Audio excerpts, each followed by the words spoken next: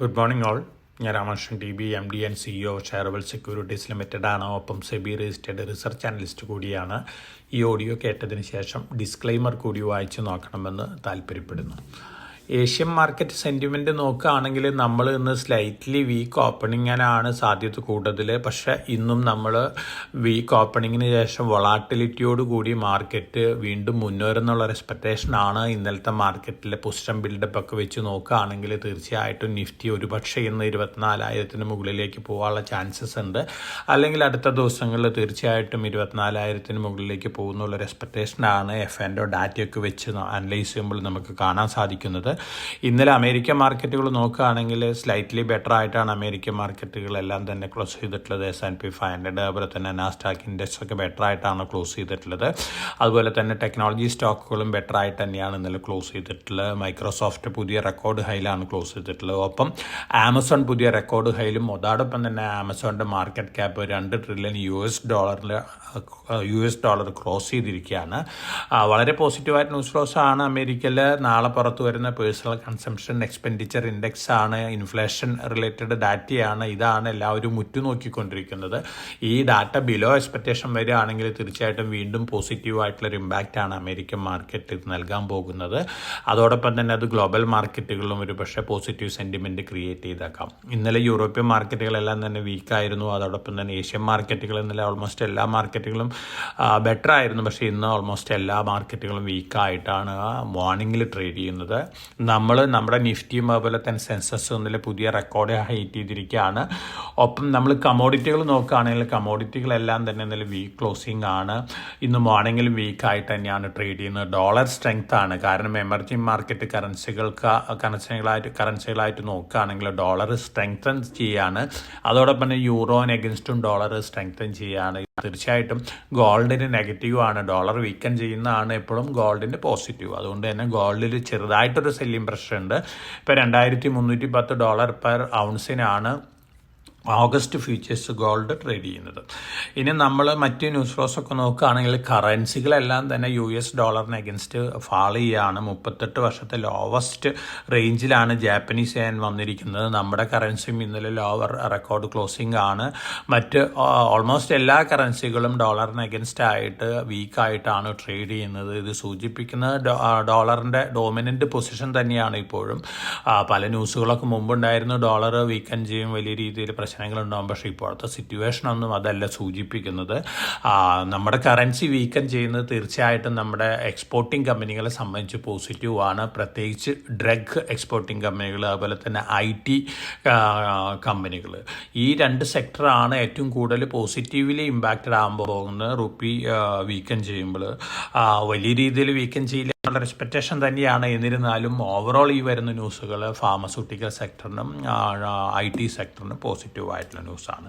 ഇനി നമ്മൾ stock specific ആയിട്ടുള്ള ന്യൂസ് ഫ്ലോസ് ഒക്കെ നോക്കുകയാണെങ്കിൽ EMS ലിമിറ്റഡ് നമ്മുടെ തന്നെ റെക്കമെൻഡഡ് സ്റ്റോക്ക് ആയിരുന്നു. 119.05 crore ഓർഡർ കിട്ടിയിട്ടുണ്ട്. വാട്ടർ ട്രീറ്റ്മെൻറ്റ് രംഗത്തൊരു കമ്പനിയാണ്. റാംകി ഇൻഫ്രയ്ക്ക് ഒരു ഓർഡർ കിട്ടിയിട്ടുണ്ട്.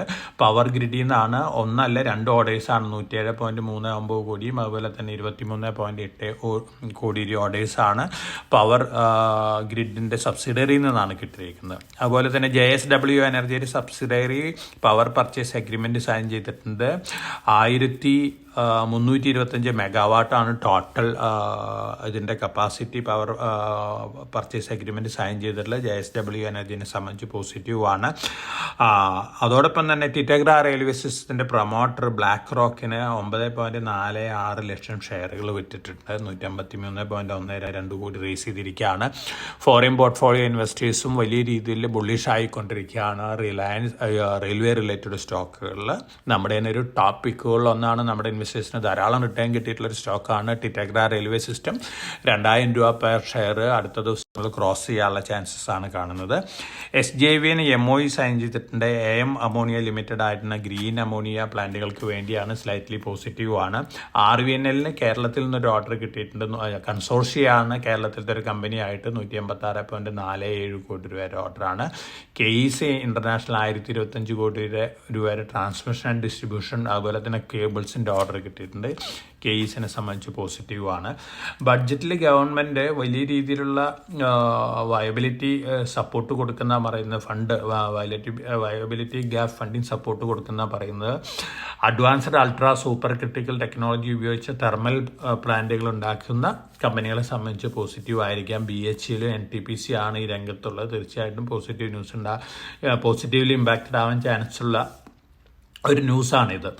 അതോടൊപ്പം തന്നെ ഇലക്ട്രിക് ബേസ് മാനുഫാക്ചേഴ്സിനും ഗവൺമെൻറ് 3500 കോടി രൂപ വരെ ഫണ്ടിങ് അറേഞ്ച് ചെയ്യുന്നു എന്നാണ് പറയുന്നത്. തീർച്ചയായിട്ടും ഇതും വളരെ പോസിറ്റീവാണ്. കാരണം ഇപ്പോൾ ഇലക്ട്രിക് ബസ്സുകൾ സ്റ്റേറ്റ് ഗവൺമെൻറ്റുകളൊക്കെ വാങ്ങിക്കഴിഞ്ഞാൽ കാശ് കിട്ടാനായിട്ട് ബുദ്ധിമുട്ടാണ്. അത് സോൾവ് ചെയ്യാനായിട്ട് അങ്ങനെ വരികയാണെങ്കിൽ ഏറ്റവും മേജർ ബെനിഫിഷ്യറി ആവാൻ പോകുന്ന ഒലക്ട്ര, അതുപോലെ തന്നെ JBM auto, Tata motors, Ashok Leyland ആണ്. ടോപ്പ് പിക്കുകളിൽ നമ്മൾ കൺസിഡർ ചെയ്യുകയാണെങ്കിൽ ഒലക്ട്രയാണ്. അത് കഴിഞ്ഞ് കഴിഞ്ഞാൽ JBM ഓട്ടോ ആയിരിക്കും മേജർ ബെനിഫിഷ്യറി ആവാൻ പോകുന്നത്. വേദാന്ത ലിമിറ്റഡ് പ്രൊമോട്ടേഴ്സ് സ്റ്റേക്ക് ഡൈല്യൂട്ട് ചെയ്തിട്ടുണ്ട്. മുമ്പ് പ്രഖ്യാപിച്ച പ്രകാരം തന്നെയാണ് പോസിറ്റീവാണ് വേദാന്തനെ സംബന്ധിച്ച്. അതുപോലെ തന്നെ കാത്തലിക് സിറിയൻ ബാങ്കിൻ്റെ പ്രൊമോട്ടർ 9.72% സ്റ്റേക്ക് ഡൈല്യൂട്ട് ചെയ്യുകയാണ്. 51% അക്വയർ ചെയ്യുമ്പോൾ ഉണ്ടായിരുന്നത്. 15 വർഷത്തിനുള്ളിൽ 26% റിഡ്യൂസ് ചെയ്യണം ബാങ്കുകൾക്ക്. ഈ സ്റ്റേക്ക് സെയിൽ കഴിയുമ്പോൾ പ്രൊമോട്ടർ സ്റ്റേക്ക് 40% താഴെ വരും. ഫർദർ റെഡ്യൂസ് ചെയ്യുമ്പോൾ സമയമുണ്ട്. ഫർദർ റെഡ്യൂസ് ചെയ്യുമ്പോൾ 26% വരാം. കാത്തലിക് സിറിയൻ ബാങ്കിനെ സംബന്ധിച്ച് പോസിറ്റീവാണ്. കാരണം ഫ്ലോട്ടിംഗ് സ്റ്റോക്ക് കൂടുകയാണ്. ആദിത്യ ബിർള ഗ്രൂപ്പ് US വലിയ രീതിയിൽ കെമിക്കൽ സെക്ടറിൽ എൻ്റർ ചെയ്യുകയാണ്. അതോടൊപ്പം തന്നെ പെയിൻറ്റ് സെക്ടറിലേക്ക് എൻ്റർ ചെയ്യുകയാണ്. ഗ്രാസിമിനെ സംബന്ധിച്ച് പോസിറ്റീവാണ്. ഡയറക്റ്റ് സബ്സിഡിയറി ഒന്നും അല്ല. എന്നിരുന്നാലും ആദിത്യ ബിർള ഗ്രൂപ്പ് അമേരിക്കയിൽ $15 ബില്യൺ ഇൻവെസ്റ്റ് ചെയ്തിട്ടുള്ള ഏറ്റവും വലിയ ഇന്ത്യൻ ഇൻവെസ്റ്ററാണ്. അവിടെ നോവിലീസ് ഉണ്ട്. അതുപോലെ തന്നെ വേറെ അക്വയർ ചെയ്ത 1-2 കമ്പനികളൊക്കെ ഉണ്ട്. അപ്പോൾ ആദിത്യ ബിർള ഗ്രൂപ്പിനെ സംബന്ധിച്ച് പോസിറ്റീവായിട്ടുള്ള ന്യൂസാണ്. പെയിൻറ്റ് സെക്ടറിലേക്ക് എൻ്റർ ചെയ്യുമ്പോൾ തീർച്ചയായിട്ടും ഗ്രാസിമിൻ്റെ അണ്ടറിലാണ് നമ്മൾ ഇന്ത്യയിൽ പെയിൻറ്റ് മാനുഫാക്ചർ ചെയ്യുന്നത്. തീർച്ചയായിട്ടും ഗ്രാസിമിന് ഒരു പോസിറ്റീവ് ഇമ്പാക്റ്റ് ഉണ്ടാവാനുള്ള ചാൻസസ് ആണ് കാണുന്നത്. വന്ദേ ഭാരത് ട്രെയിനുകളും അതുപോലെ തന്നെ ലക്ഷറി ട്രെയിനുകളിലേക്ക് സ്പീഡ് ഒരു പക്ഷേ കുറച്ചേക്കാന്നുള്ള റിപ്പോർട്ട് വരുന്നുണ്ട്. 160 km/h പകരം 130 ആക്കുന്നതാണ് ഇനീഷ്യൽ റിപ്പോർട്ടുകളാണ്. എത്രത്തോളം ശരിയാണെന്ന് പറയാൻ സാധിക്കില്ല. റെയിൽവേ പാസഞ്ചേഴ്സിനെ സംബന്ധിച്ച് സ്ലൈറ്റ്ലി നെഗറ്റീവാണ്. പക്ഷേ ഈ ന്യൂസ് നിങ്ങളുടെ അറിവിലേക്കായിട്ട് തന്നിട്ടുള്ളൊരു ന്യൂസാണ്. മോർഗൻ സ്റ്റാൻലിയർ റിപ്പോർട്ട് പ്രകാരം ഹൗസിംഗ് റിയൽ എസ്റ്റേറ്റ് കമ്പനികളായിരിക്കാം എക്സലൻറ്റ് Q1 റിസൾട്ട് കാഴ്ചവെക്കാൻ പോകുന്നതാണ്. തീർച്ചയായിട്ടും DLF, അതുപോലെ തന്നെ ഒബ്റോയ് റിയാലിറ്റി, ഗോദ്രേജ് പ്രോപ്പർട്ടീസ്, ശോഭ, ഈ കമ്പനികളെ സംബന്ധിച്ചൊക്കെ പോസിറ്റീവ് ന്യൂസുകളാണ്.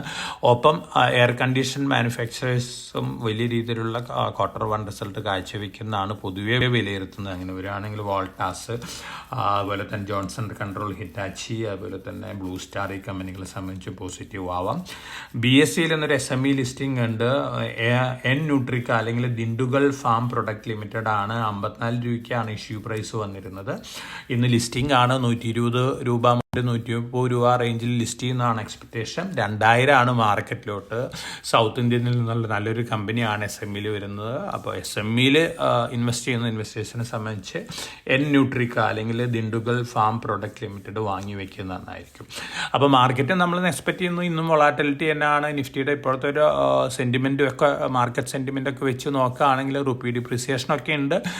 മാർക്കറ്റിൽ ചെറുതായിട്ടുള്ള നെഗറ്റീവ് ഇമ്പാക്റ്റ് ഉണ്ടാക്കാവുന്ന ന്യൂസുകളാണ്. പക്ഷേ നമ്മുടെ മാർക്കറ്റിൻ്റെ സിറ്റുവേഷൻ വളരെ പോസിറ്റീവ് ടെറിട്ടറിയിലാണ്. നിഫ്റ്റി ഇന്ന് വൊളാറ്റിലിറ്റിയോടുകൂടി സ്റ്റാർട്ട് ചെയ്ത് 24,000 ഇന്ന് അല്ലെങ്കിൽ നാളെയോ അല്ലെങ്കിൽ മറ്റന്നാളോ ക്രോസ് ചെയ്യാനുള്ള ചാൻസസ് ആണ് കാണുന്നത്. പൊതുവെ സെൻറ്റിമെൻറ്റ് ബെറ്ററാണ്. Q1 എക്സ്പെക്റ്റേഷനും ബെറ്ററാണ്. ബഡ്ജറ്റ് എക്സ്പെക്റ്റേഷനും ബെറ്ററാണ്. അപ്പോൾ വളരെ കോഷ്യസ് ആയിട്ട് മാർക്കറ്റിൽ ട്രേഡ് ചെയ്യാൻ നമ്മൾ റെക്കമെൻഡ് ചെയ്തിട്ടുള്ള സ്റ്റോക്കുകൾ മാർക്കറ്റ് താഴെ വരുന്ന അവസ്ഥയിൽ long time point of view വാങ്ങാനുള്ള ഡിസിഷൻ എടുക്കുക. എല്ലാവർക്കും നല്ലൊരു ട്രേഡിൻ്റെ ആശംസിച്ചുകൊണ്ട് ഞാൻ ഇന്നത്തെ പ്രീ മാർക്കറ്റ് കമൻറ്റ് അവസാനിപ്പിക്കുകയാണ്. Thank you.